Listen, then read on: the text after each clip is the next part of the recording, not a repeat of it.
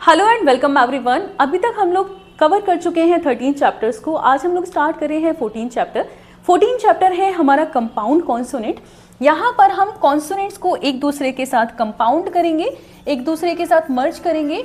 Total जो हमारे पास compound consonants हैं वो कितने हैं? 6 कॉन्सोनेंट्स हैं। टोटल हमारे पास कंपाउंड कॉन्सोनेंट्स हैं 6।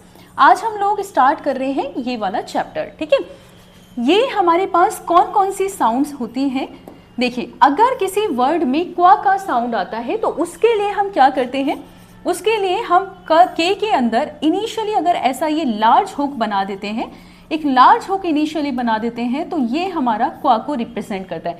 जैसे आपका क्वालिटी वर्ड हो गया, क्वालिटी हो गया, इस तरीके के वर्ड्स में हम क्या करते हैं? अगर इनिशियली हमारा क्या रिप्रेजेंट करता है? ये जो लार्ज हो गया ये क्वा को रिप्रेजेंट करता है, ठीक है। इसके अलावा अगर किसी वर्ड में सेम ग्वा का साउंड आता है, ग्वा का साउंड आता है, ये क्वा हो गया और ग्वा हो गया, तो यहाँ पर हमारा गा डार्क हो जाएगा। सेम होगा, सेम एक लार्ज हुक होगा, ये हमारा रिप्रेजेंट करेगा ग्वा को, ठीक है।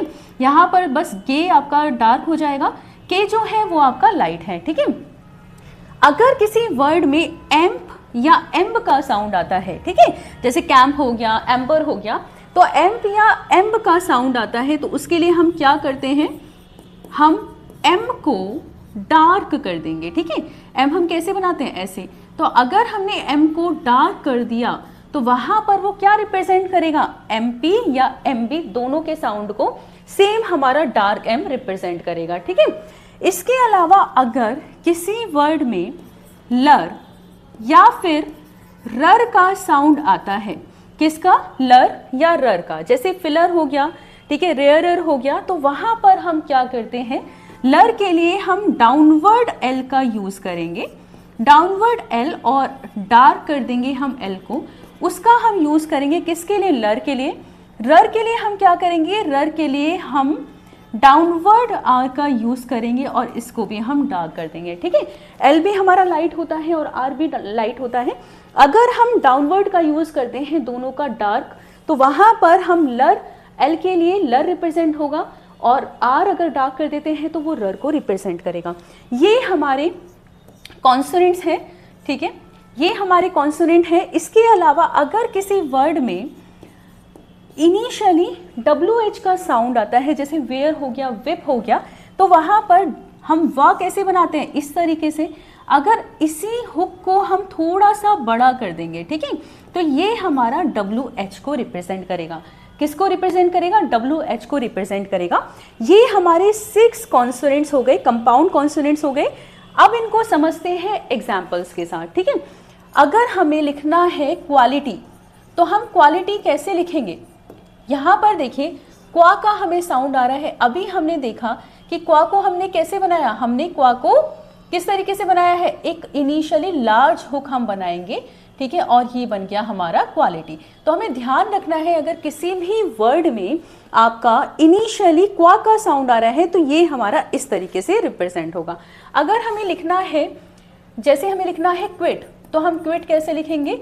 यहाँ पर आपने क्वा बनाया और क्वा आपने यहाँ टी के लिए आप उसको कर देंगे हाफ, तो ये हमारा बन गया क्विट, ठीक है। ऐसे ही अगर हमें कोट लिखना है तो हम कोट कैसे लिखेंगे? देखिए, हमने सेम हाफ कर देंगे, ठीक है, वॉवल प्लेसिंग अलग हो जाएगी, सेम हम हाफ कर देंगे, ये हमारा बन गया कोट।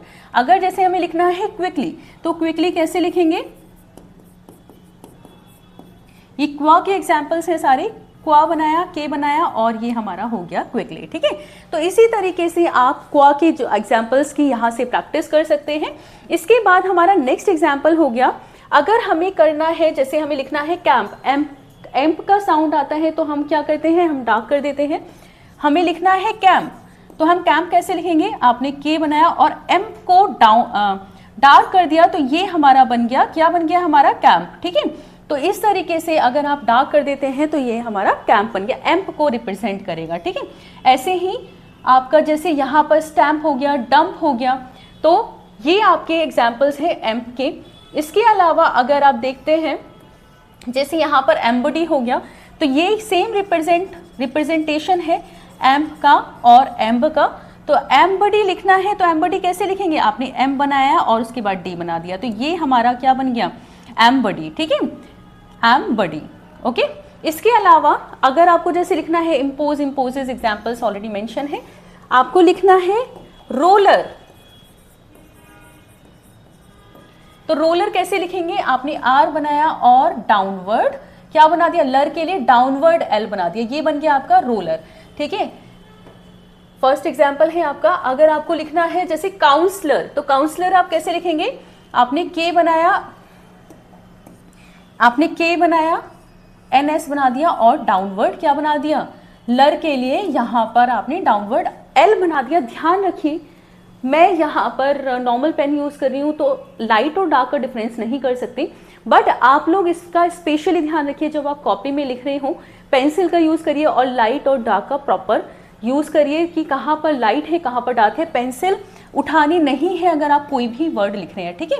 जैसे आपको लिखना है वाइट, तो वाइट आप कैसे लिखेंगे, दिखते हैं, आपने वा बनाया और यहाँ पर ये आपने हाविंग कर दी है टी के लिए और यहाँ पर आई के लिए आपने डिफ्थोंग लगा दिया, ठीक है। तो इस तरीके से आप एग्जांपल्स देख सकते हैं यहाँ पर, जैसे आपके ये सारे एग्जांपल्स हो गए एवरीवेयर, एल्सवेयर, ओके। इसके बाद आता है हमारा नेक्स्ट सेक्शन जो है हमारी शॉर्ट फॉर्म्स इसके अंदर, उसके बाद एक्सरसाइजेस की प्रैक्टिस करेंगे।